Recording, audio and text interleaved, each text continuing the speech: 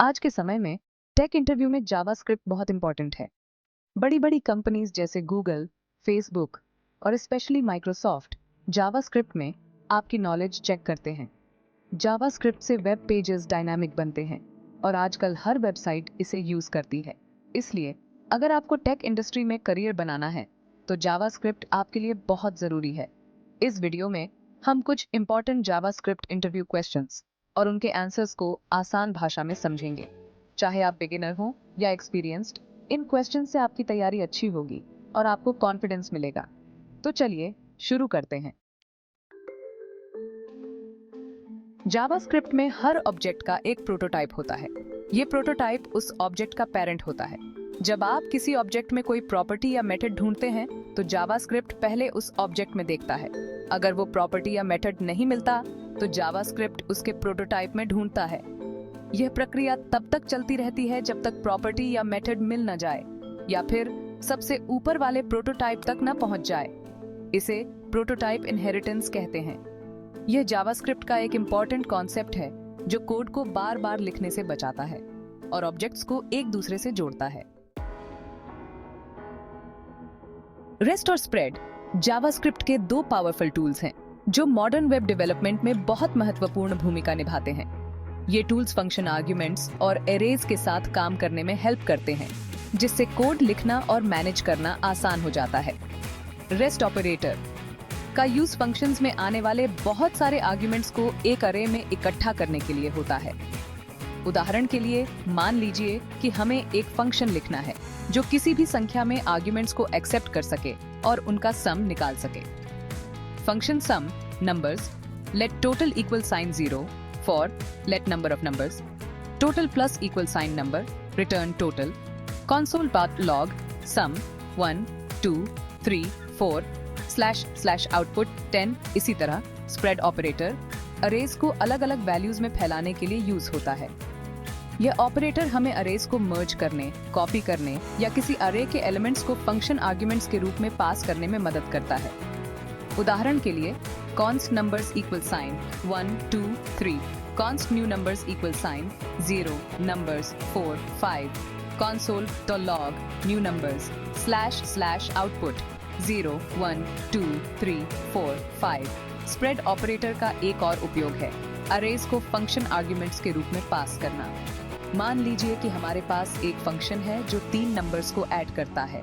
Function add a b c, return a plus b plus c, const numbers equal sign 1 2 3, console.log add numbers / output 6। Rest और spread operator JavaScript code को ज्यादा flexible और easy to read बनाते हैं। ये tools developers को complex data structures के साथ आसानी से काम करने की सुविधा देते हैं, जिससे कोड ज्यादा एफिशिएंट और मेंटेनेबल बनता है।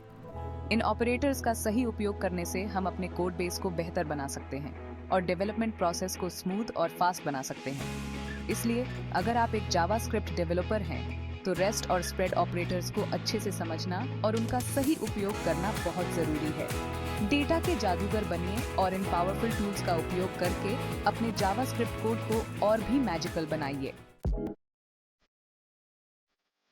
Section 4 type coercion. जब जावास्क्रिप्ट अनुमान लगाता है, जावास्क्रिप्ट एक लूजली टाइप्ड भाषा है, मतलब आपको वेरिएबल्स का डेटा टाइप पहले से बताने की जरूरत नहीं होती। यह फ्लेक्सिबिलिटी देता है जिससे आप जल्दी से कोड लिख सकते हैं और वेरिएबल्स को आसानी से मैनिपुलेट कर सकते हैं। ये आसान तो है, लेकिन कभी कभी कंफ्यूजन भी पैदा कर सकता है, खासकर जब जावास्क्रिप्ट अलग अलग डेटा टाइप्स के साथ काम करने की कोशिश करता है। जब आप एक वेरिएबल को किसी दूसरे डेटा टाइप के साथ जोड़ते हैं तो जावास्क्रिप्ट अपने हिसाब से अनुमान लगाता है कि आपको क्या चाहिए। इसे टाइप कोवर्शन कहते हैं, जहां जावास्क्रिप्ट एक डेटा टाइप को दूसरे डेटा टाइप में बदलने की कोशिश करता है। यह प्रक्रिया ऑटोमेटिक होती है और कई बार यह आपके कोड को अनएक्सपेक्टेड बिहेवियर दे सकती है। उदाहरण के लिए जावास्क्रिप्ट कंसोल एलोज 1+2 / output 1 2 यहाँ जावास्क्रिप्ट नंबर 1 को स्ट्रिंग में बदल देता है और फिर दोनों स्ट्रिंग्स को जोड़ देता है। यह इसलिए होता है क्योंकि जावास्क्रिप्ट स्ट्रिंग्स को कॉन्कैटिनेट करने को प्राथमिकता देता है। टाइप कोएर्शन को समझना जरूरी है क्योंकि इससे अनएक्सपेक्टेड रिजल्ट्स आ सकते हैं। उदाहरण के लिए अगर आप किसी मैथमेटिकल ऑपरेशन में स्ट्रिंग्स और नंबर्स को मिक्स करते हैं तो जावास्क्रिप्ट का बिहेवियर अनप्रिडिक्टेबल हो सकता है। मान लीजिए आप एक स्ट्रिंग और एक नंबर को जोड़ते हैं, जैसे 5 इंचेस प्लस 2, तो आउटपुट होगा 52। लेकिन अगर आप सब्ट्रैक्ट करते हैं, जैसे 5 इंचेस 2, तो आउटपुट होगा 3। ये इसलिए होता है क्योंकि सब्ट्रैक्शन के समय जावास्क्रिप्ट स्ट्रिंग को नंबर में कन्वर्ट कर देता है।